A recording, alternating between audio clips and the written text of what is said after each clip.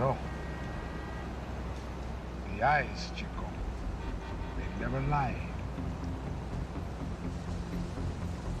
Wait, you serious? Serious. What do you think? Man, that's the boss's lady, okay?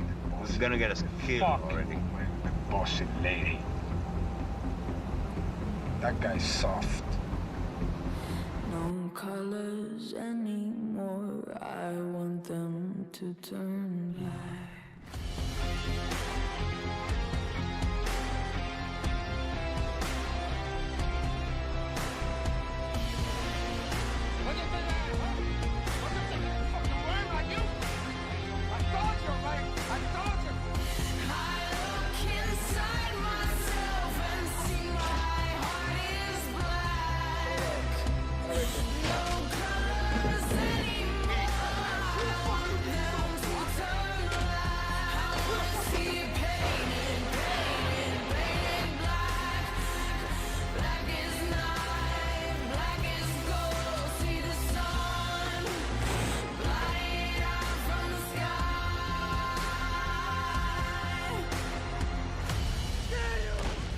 ¿Cómo se llama?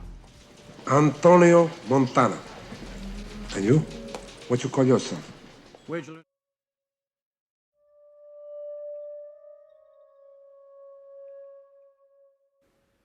Sorti en salle en 1983 et réalisé par Brian De Palma, Scarface est très largement devenu à ce jour un classique du cinéma. Mettant en scène Al Pacino dans le rôle de Tony Montana, un immigré cubain venu s'enrichir aux États-Unis. Tout au long du film, nous verrons Tony grimper les échelons du crime pour au final devenir un richissime baron de la drogue de Miami. Mais saviez-vous que ce film est une réadaptation d'un autre film du même nom, réalisé par Howard Hawks, sorti en 1932 aux États-Unis, et que ce film est lui-même l'adaptation d'un roman d'un certain Armitage Trail, de son vrai nom Maurice Kuntz, et publié aux États-Unis en 1930.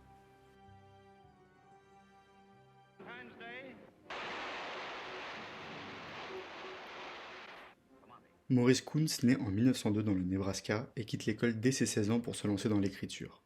Il est surtout un auteur pulp, c'est-à-dire un auteur de nouvelles pour les magazines de kiosques américains durant l'entre-deux-guerres. Son œuvre est dans l'ensemble très dure à définir car il a beaucoup écrit sous différents noms d'emprunt pour pouvoir multiplier les apparitions dans divers magazines. En revanche, il utilisera le nom d'Armitage Trail pour ses deux romans majeurs, The 13 Guests, paru en 1929, pas encore traduit en français à ce jour, et en 1930 son œuvre majeure, Scarface. Pour écrire ce dernier livre, il aurait, par l'intermédiaire d'un avocat américano-italien, été convié au monde de la pègre de Chicago afin de se documenter. Cette explication, bien qu'invraisemblable, est la seule qui nous est donnée pour expliquer l'exactitude de son livre. Elle nous est donnée par son frère, Hannibal Kuntz, car Maurice est mort à 28 ans, la même année que la parution de son livre, d'une crise cardiaque provoquée par son obésité morbide. Et ce, sans jamais s'expliquer sur ses liens supposés ou fantasmés avec la mafia de Chicago et Al Capone en personne. Il ne connaîtra que brièvement le succès littéraire et ne verra jamais en salle l'adaptation de son histoire. Le roman prend place à Chicago, juste avant l'entrée en guerre des États-Unis en 1917 et met en scène Tony Guarino, un fils d'immigrés italiens qui a de clairs attraits pour tout ce qui est illégal. Il va très vite entrer en conflit avec le gros nom de son quartier, Al Spingola, pour une histoire de femme. En descendant Al Spingola, il rentre par la grande porte dans le monde de la pègre. Il se fait une bonne place dans le gang irlandais de O'Hara et subit la pression de la police qui est très active sur son dos. En 1917, pour échapper à la police, il s'engage dans l'armée et est envoyé combattre en France où il sera sévèrement balafré au visage, d'où son surnom, mais surtout où il sera annoncé mort par l'administration américaine, effaçant ainsi son ardoise auprès de la police de Chicago. De retour chez lui, il se fait appeler Tony Camont.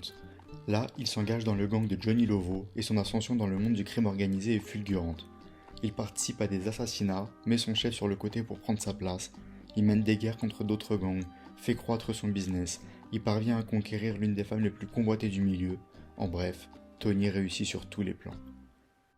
Cependant, comme le Tony cubain, l'ascension vécue par Camont est suivie d'une chute vertigineuse. L'idée est la même, dans le crime, la place de numéro 1 est volatile, plus difficile à maintenir qu'à atteindre. Face à lui, Bruno Schemer, le chef de l'autre gros gang de Chicago avec qui Tony est en guerre. Il incarne l'antinomie de Camont. Il est un chef patient, stratège, qui prévoit ses coups à l'avance et qui parviendra même à faire enlever Tony pour l'assassiner. Ce dernier s'échappera de cette tentative, mais ne sera plus jamais aussi confiant qu'il l'était avant. Tony devient paranoïaque, il se méfie de ses propres hommes, même les plus proches, fragilisant ainsi lui-même les fondations de son gang. Il finit par oublier totalement le business et la rentabilité pour partir en guerre totale contre Bruno.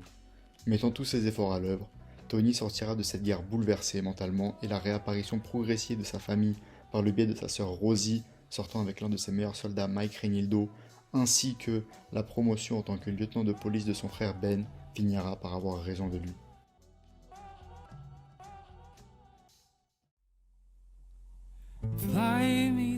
Grâce à ses passe-droits au sein de la pègre, Armitage Trail a écrit un des piliers du genre gangster italo-américain.